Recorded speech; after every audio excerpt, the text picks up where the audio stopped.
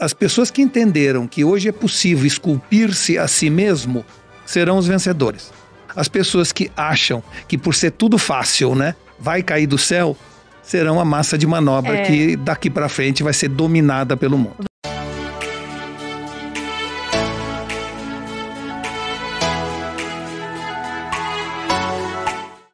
Sempre o que motiva é, naturalmente, a evolução. Mas eu acho que dois assuntos que trouxeram essa nova economia, eu acho que foram fundamentais. A transformação digital, evidentemente, ela foi uma dessas coisas. E a segunda coisa foi uma visão da globalização. Eu acho que a globalização de um lado e a transformação digital do outro permitiram essa revolução, né, que o Diego, vamos dizer assim, tão bem resumiu. Eu acredito que fruto dessa revolução, vamos dizer assim, dessa nova economia, duas coisas precisam ser feitas. A primeira é deixar de pensar como empresa e passar a pensar como ecossistema. Essa é uma mudança radical. A segunda grande mudança é entender que armas digitais, como você ter um site, um e-commerce, ter amigos no Facebook, seguidores no Twitter, né? Isso tudo é condição essencial, mas não suficiente. Que uma empresa, para ter sucesso daqui para frente, mais do que armas digitais, precisa adquirir uma alma digital.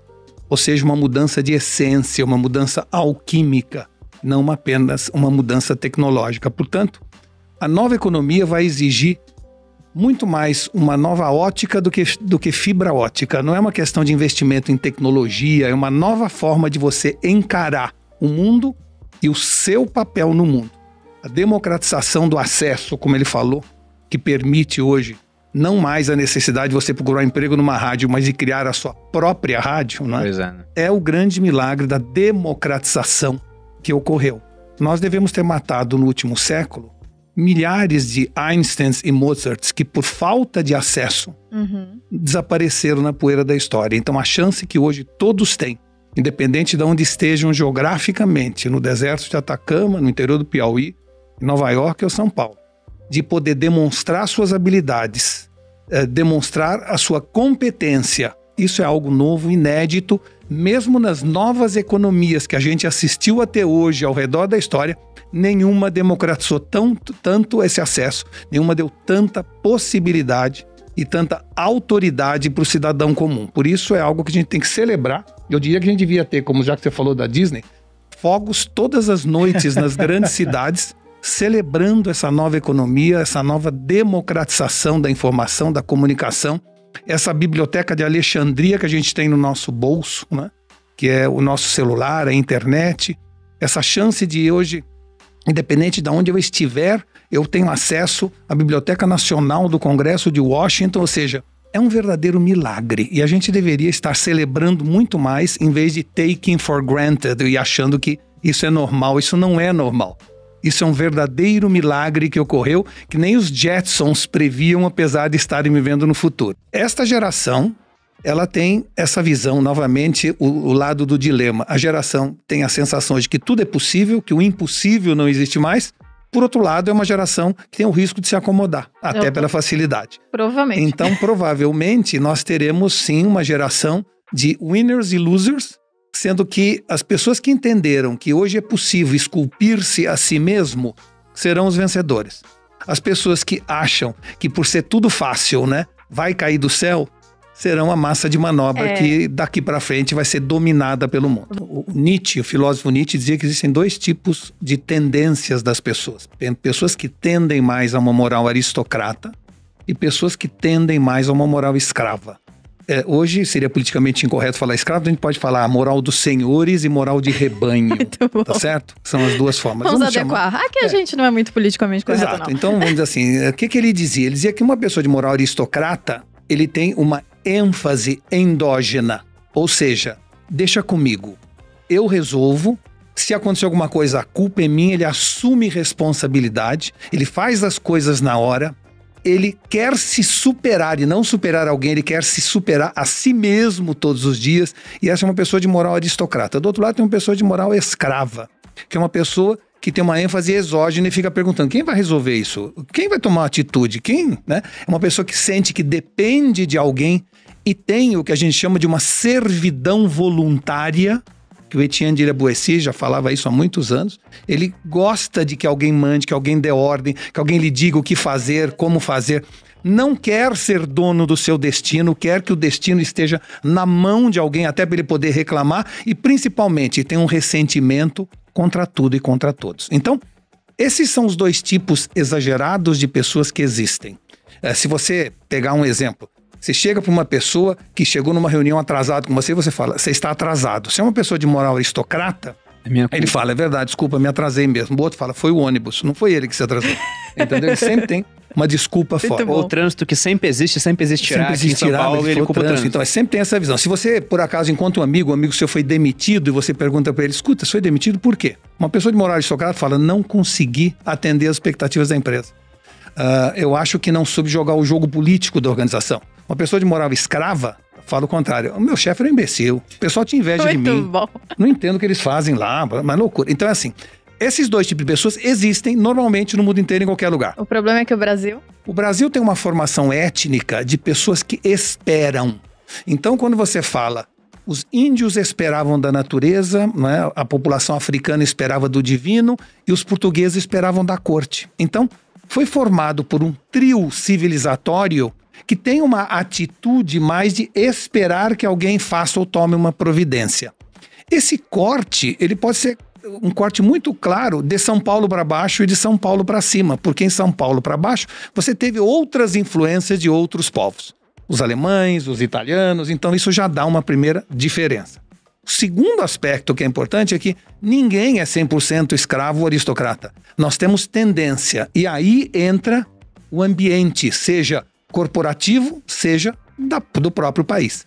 Há países que te estimulam a usar mais da sua moral aristocrata. Há países que te estimulam mais a moral escrava. E isso numa empresa é fundamental. A meritocracia estimula. Então, ninguém é 100% uma coisa é outra, mas o ambiente de negócios do Brasil durante muitos anos nos estimulou a moral escrava, ser funcionário do Banco do Brasil, né? E depender dos outros e ficar falando mal do governo. Em algumas outros países, a moral, seja por fatores religiosos ou étnicos, levou ao contrário. E nós tivemos, então, países que entenderam que nós todos devemos esculpir-nos a nós mesmos, que o destino está na nossa mão. E esta visão trouxe um país um pouco mais adiantado no aspecto competitivo. Eu nem estou dizendo que é o melhor, nem que nos traz mais felicidade. Apenas uma definição. Eu queria fazer uma breve digressão para contar uma história para vocês que é interessante, que é o seguinte. Dizem que há uma correlação bionívoca entre o tamanho de um corpo e a maior ou menor velocidade do seu metabolismo. O coração de um elefante bate muito mais lentamente que o de um colibri. Essa correlação passou a ser estudada em cidades. Ou seja, se um superorganismo de uma grande cidade era mais lenta do que um organismo de uma cidade menor. E descobriu-se que a correlação e a curva era exatamente a mesma. Quando dobrava o tamanho da cidade, diminuía percentualmente a velocidade da cidade, tá certo? E isso foi espanto na época, porque isso não batia com outra característica que também estava se estudando sociologicamente, que é o seguinte: uma cidade, quanto maior, mais lento é o seu metabolismo. Tem mais fila, mais trânsito, mais RG na porta, mais segurança, mais burocracia. Por outro lado, uma cidade maior, quanto maior, mais criativa ela é. Então, uma cidade de 1 milhão de habitantes é 5 vezes mais criativa que uma cidade de 100 mil habitantes. E foram estudar isso e descobriram que a razão única e exclusiva disso chama-se diversidade. Que as cidades maiores têm gente diferente que gera em cada um deles muito mais insights, muito mais visões contrárias, muito mais, vamos dizer assim, abertura de mente, e que isso é que traz a capacidade criativa de um povo, de uma nação. Então, isso é para dizer o seguinte: quanto mais diverso for o ambiente, mais criativo, mais ousado, mais inovador ele é. E no fundo, gente, se a gente olhar a biologia, pessoas que são muito iguais ou da mesma família e vão se casando, há uma deterioração genética, né, pela igualdade cromossômica daquelas pessoas. Da mesma forma, em termos neurais, isso também ocorre. Se a gente pensa todo mundo a mesma coisa, ou mora no mesmo local, da mesma forma de vida, se dirige aos mesmos locais, a tendência nossa é, de alguma forma, deteriorar nossa competência cognitiva. Mas uma coisa é verdade. Todo mundo fala de um novo normal. Né? Eu não entendo nem essa frase, porque assim, não há um novo normal. O velho normal já era suficientemente anormal. Ou seja, eu já usava a terceirização de um monte de trabalho para pessoas na Índia, na área de customer service ou de assistência técnica. A gente já fazia isso. Foi só acelerado. Então assim, ter ou não home office não pode ser confundido quanto usar talentos mais baratos ou melhores aonde quer que eles estejam. Eu, há 20 anos atrás, morava em Miami, eu tinha uma empresa chamada Maquinita, que tinham 3 funcionários e trabalhávamos em advert games, fazíamos games como forma de publicidade. Uma pessoa... Há 20 anos? Há 20 anos atrás. Você sempre foi muito acelerado, então, mesmo, a Advert Games era uma empresa, a Maquinita, perdão, que tinha um funcionário na Colômbia, um funcionário em Nova York e um funcionário em Londres. E eles trabalhavam com um relógio, na época, chamado SWOT Global. Que era um relógio que tinha o horário global. Era um horário só. Que loucura. E eles marcavam as reuniões por esse relógio. Em vez de falar o fuso horário, GMT, não tinha isso. Era o relógio. Tô achando que o Walter inventou o jogo da cobrinha, aquele da Nokia lá. Então, eu tô dizendo pra vocês que a gente já fazia isso quando precisa. E eu acho que quando precisa, talento é a matéria-prima mais escassa de qualquer organização e a gente deve buscá-la aonde quer que ela esteja. Mas quando a gente fala que, no fundo, fazer uma empresa é ter a noção de que você tem um pequeno grupo de divergentes, que são os rebeldes e que a gente tem que pegá-los onde quer que eles estejam, um grande grupo de complacentes e um outro grupo de displicentes. É assim que se faz uma empresa, tá certo? Ou seja, as pessoas que fazem acontecer, as pessoas que deixam acontecer, as pessoas que perguntam o que aconteceu, que não tem a menor ideia do que está acontecendo. Muito bom, né? muito então, bom. Assim, é fundamental que para este grupo de talentos naturalmente criativos, eles estão criativos em qualquer lugar do mundo, porque eles saem da conversa que eu tive com você e vão para um bar, vão para o esporte, Mas eu estou me referindo que a grande massa precisa de um estímulo cotidiano. Eu sou essa pessoa. Pelo menos durante 2 ou 3 dias por semana, para absorver a cultura corporativa, para trocar ideias, para se vestir, para fazer a barba. Porque se a gente não fizer isto, nós vamos ter uma, vamos dizer assim, uma sociedade parecida com um ímen complacente. O que aconteceu na sociedade? Nós achamos que a Idade Média tinha acabado em 1453, quando houve a invasão de Constantinopla. Não é verdade. A Idade Média está acabando agora, neste momento. E por quê? Porque tudo até hoje era baseado na média. Ou seja, medicina era baseada em protocolos genéricos, faz bem ou faz mal para a média da população. Educação, o professor dava aula baseado na inteligência média daqueles alunos da classe. Né? O jornal falava, vou fazer um artigo desse tamanho, porque o interesse médio dos meus leitores sobre aquele assunto é desse tamanho. Se fizer muito, enche o saco, se fizer pouco, a pessoa sente falta. Então, tudo estava baseado na média. E, de certa maneira, esse momento do mundo está acabando. Por quê? Porque é um momento de uma sociedade onde o bom comportamento subsidia o mau comportamento. Eu pago uma nota de juros porque alguém não paga as contas e eu pago uns juros altíssimos. Então, eu estou subsidiando aquele que não paga. Na hora em que eu faço um seguro-saúde e pago uma nota por mês, é porque tem um monte de gente que não se cuida, que enfia o pé na jaca, eu que me cuido, pago a conta dele. É verdade. Tá certo? Seguro de carro é a mesma coisa. Por que o seguro de carro é alto? Porque alguém deixa o carro aberto, corre mais de 200 por hora. Eu que faço direção defensiva, eu pago a conta. Então, assim, numa sociedade baseada na média, uma sociedade que o adimplente paga a conta do inadimplente, que o que se cuida paga a conta do que não se cuida. Então, isso está acabando. Está chegando aí agora o cadastro positivo, está chegando aí a mensuração de performance de como eu dirijo para me dar mais desconto. Ou seja, nós estamos deixando essa área. Isso trouxe uma sociedade mais mimada. Agora nós não queremos mais ser tratados como média. Antigamente eu assisti o filme que a Globo punha às 8 da noite, horário, eu tiro que ele disse isso. Hoje eu tenho 1000 filmes para assistir. Antigamente eu tomava o café que vinha no bule. Agora, Nespresso, Restreto, Ligeiro, Carioca, Pingado, o que você quer? 120 tipos de café. Antigamente chegava num hotel, por mais que fosse 5 estrelas, era o travesseiro que estava na cama que eu dormia. Agora não, menu de travesseiro. Verdade. A gente não sabe escolher. A sociedade passou a ser mimada. E ao ser mimada, não aceita mais ser atendida pela média. Por isso, as empresas, seja quais forem, de serviço, como no caso da iFood, ou de produto, elas têm que entender que elas vão precisar ter, ou basear daqui para frente o seu negócio num tripé, que é a simplicidade e a facilidade de produtos e serviços, né? Tem que ter a flexibilidade do processo e tem que ter a individualidade da relação. É baseado nesse tripé que todas as empresas daqui para frente vão ter que performar. Antigamente nós nos adaptávamos a tudo, agora tudo se adapta a nós. Essa é a grande revolução. É que a inteligência artificial não veio para roubar emprego, veio para devolver nossa humanidade. E isso é um assunto muito importante, apesar de muita gente ser, vamos dizer assim, pessimista. Eu sou muito otimista porque eu digo o seguinte: a inteligência artificial veio para devolver a nós a capacidade de sonhar, imaginar, ousar, porque isso é humano. Então, se hoje um médico tem a capacidade de pegar uma ressonância magnética minha e comparar com 2 milhões de outras enquanto ele conversa comigo, porque a inteligência artificial permite isto... Liberou o tempo dele para isso. Sobra tempo ele perguntar como eu estou me sentindo, como a minha família está reagindo àquela doença, a ser mais humano. Quando você tiver nas ruas carros autônomos, vamos dizer assim, que se autodirigem, o que o carro está dizendo para você é o seguinte: você fica fazendo texto enquanto dirige, faz assim, senta no banco de trás, namora com a sua mulher, brinca com o seu filho, leia um romance, seja humano. Porque levar você daqui para lá com mais segurança, eu levo, não tem problema. Então, o que cabe a nós e aos nossos filhos na educação? Trazer de volta a imaginação perdida.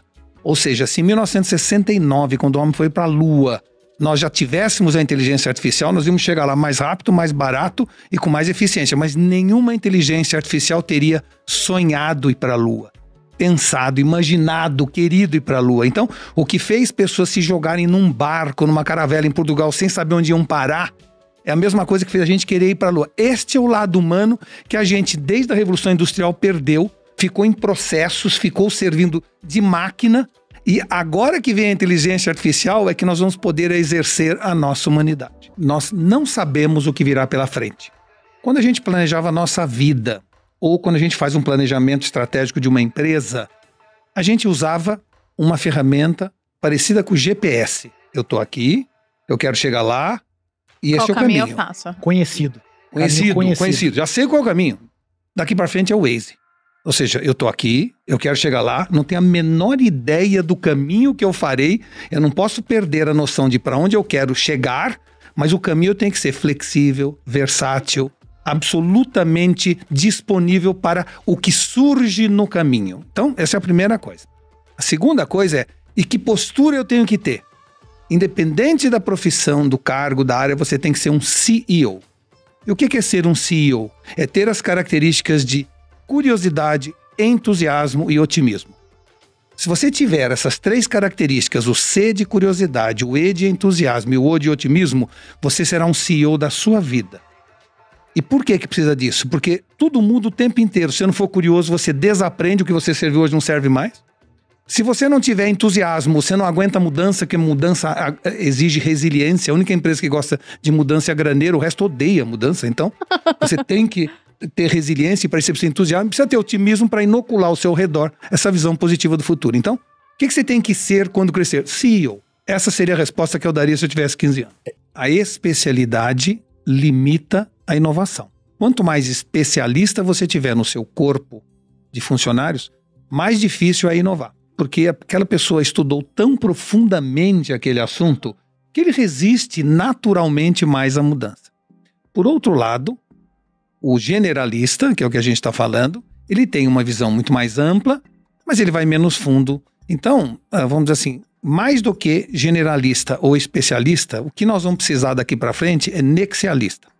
E o que é nexialismo, né? Nexialismo, esse termo surgiu num livro do Van Vogt na década de 50, que era chamado A Viagem do Space Beagle. Era o nome da nave que saía do mundo em busca de vida inteligente em outros planetas. E segundo a história, era uma nave como se fosse uma arca de Noé de cientistas. Tinha um cientista de cada área da especialidade humana. Tinha um biólogo, um físico, um químico, matemático, né? Todas as especialidades humanas. Com exceção de uma pessoa, que o Van Vogt chama de nexialista. E o que era esse nexialista? Era um cara que não entendia e não era especializado em nada. Toda vez que a nave sofre uma pane, ou uma invasão alienígena, ou tem um problema qualquer, a única pessoa capaz de resolver o problema e seguir a viagem era o nexialista no livro. Muita gente é especialista, um grande número é generalista, muito poucos são nexialistas. E o futuro do mundo, e principalmente o modelo de ecossistema, vai exigir cada vez mais nexialistas, que são essas pessoas que têm a humildade de saber que não sabe, para buscar quem sabe, e tem que ter o critério, o bom senso para usar todos os gênios que estão ao nosso redor para buscar a solução mais adequada. Ele foi um escritor de ficção científica, o Van Vogt, e uma pessoa que, de certa maneira, foi o primeiro que falou do nexialista, né? Então, acho que por isso é que eu citei ele. Mas eu acho que essa capacidade de ser humilde de um lado, de ser polivalente do outro, de ter uma visão isenta e abrangente, de ter bom senso e critério no julgamento, não apaixonado do que fazer, do que usar, é uma personalidade, não é apenas uma formação. Mas quanto mais você lê, quanto mais você... Temos que entender que leitura é uma coisa que diminuiu muito ultimamente e é um dos assuntos mais preocupantes de estudiosos do assunto. Porque leitura é o que a gente chama de uma dupla decodificação, né? Você primeiro pega aquelas imagens e transforma em figuras, põe no cérebro e aí é que gera o sentido. Mas mais importante que isso, leitura é um processo de coautoria. Você, quando lê, você imagina. Quando você assiste um filme, você não imagina. Você vê. Tá certo? E por que isso é importante? Quando você hoje lê um livro e depois lê daqui 10 anos, é outro livro. Porque você já não é mais a mesma pessoa. Então, a capacidade de imaginar, que é uma ferramenta fundamental para o mundo da inteligência artificial, né? Ela tem que ser treinada. A gente lê há 500 anos e agora que está na hora de ler muito mais, para imaginar muito mais, a gente está lendo menos. E isso é uma coisa que nós vamos ter que estimular dos nossos filhos, a leitura. Nós estamos numa sociedade imediatista, frívola, viramos scanners humanos, estamos lendo manchete, já deitando cátedra. Tem um monte de problemas, mas o principal problema da nova geração é que, de repente, a gente tem tudo aqui. Então, antigamente, eu me lembro que eu estudava, eu guardava Pirâmides do Egito, Kelps, Kef e Miguelino, né? Rio Tigre e Eufrates, Banha Mesopotâmia, eu guardava tudo na minha cabeça. E por que eu guardava tudo na minha cabeça? Sem que eu pedisse, meus neurônios começavam a fazer sinapse. Eu tinha insights, agora não. Você não precisa saber nada, porque quando souber, está aqui no celular. E está mesmo, só que aqui não faz sinapse. Então nós estamos assistindo ao crescimento... Você tem que saber fazer a pergunta correta, você tem que saber fazer... Nós estamos assistindo um crescimento da indigência cognitiva. Tem algumas pesquisas que mostram que essa geração é a primeira geração que tem o QI menor do que as gerações anteriores. Na minha opinião, isso aqui é capaz de transformar quem é inteligente em mais inteligente ainda. E quem é idiota em idiota. Exatamente. Mais idiota. Vamos dizer assim, o mundo daqui para frente não será mais dividido entre ricos e pobres ou brancos e negros, mas sim entre curiosos e descuriosos. Essa é a nova forma de inequalidade social.